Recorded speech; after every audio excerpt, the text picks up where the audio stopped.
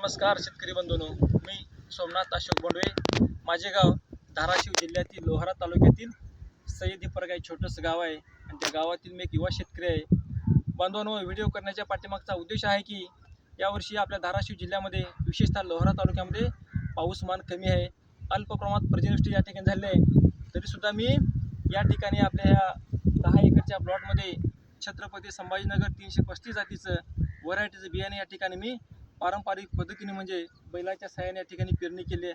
बांधवांनो, व्हिडिओ करण्याचा खरा उद्देश आहे की आपण बघतो प्रत्येक ठिकाणी आपलं पीक खूप चांगलं येतं, परंतु त्या ठिकाणी तणाचा आणि गवताचा जास्त प्रादुर्भाव होतो, त्यामुळे आपलं पीक खचलं जातं, उत्पादन कमी येतं आणि त्या ठिकाणी मजुरांच्या सहाय्याने जर गवत काढायचं म्हटलं तर आपला दुप्पट खर्च होतो।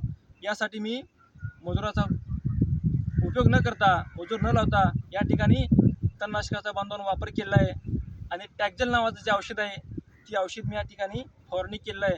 बांधवांनो, ॲक्च्युली आपण व्हिडिओच्या माध्यमात बघू शकता या ठिकाणी भरपूर तण होतं, परंतु ते फवारणी केल्यानंतर माझ्या शेतामध्ये एकही तण या ठिकाणी उपलब्ध नाही।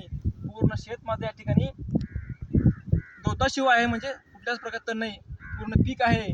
म्हणजे एवढा उद्देश आहे की या ठिकाणी जास्त जर गवत आलं असतं तर त्या ठिकाणी आपला हजारो रुपये खर्च करावा लागता मजुरासाठी, परंतु मी या 10 एकरच्या प्लॉटमध्ये अगदी 6,000 रुपयामध्ये या ठिकाणी पूर्ण प्लॉटची या ठिकाणी फवारणी केली आहे आणि त्या तणनाशकामुळे माझ्या पिकाचे संपूर्ण गवत या ठिकाणी नष्ट झालेलं आहे।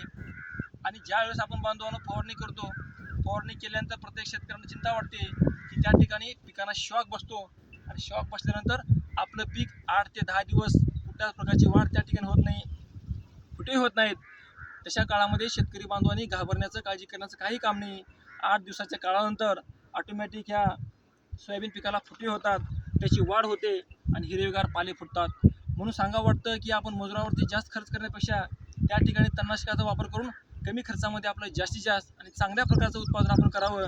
म्हणून मी आपल्या सर्व शेतकरी बांधवांना सांगू इच्छितो, आवाहन करतो की बांधवांनो, मी या ठिकाणी व्हिडिओच्या माध्यमातून तुम्हाला प्रॅक्टिकली मी दाखवत आहे। मी माझ्या फील्डवरती उभा आहे, गावच्या शेजारी माझी शेती आहे।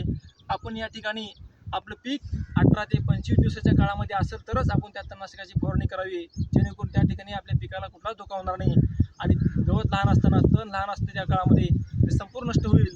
कारण 25 दिवसाच्या पुढे गेले, 30 दिवस झाले, 35 दिवस झाले तर अशा काळामध्ये तण आपण जाणार नाही। त्यामुळे आपण योग्य वेळेमध्ये आपण आपल्या पिकाची फवारणी करून आपला अतिरिक्त होणारा खर्च आपण टाळावा, एवढंच मी आपल्या सर्व शेतकरी बांधवांना सांगू इच्छितो। आणि आपण या ठिकाणी प्लॉट बघू शकता, इथे हिरवागार प्लॉट या ठिकाणी दिसतोय आज।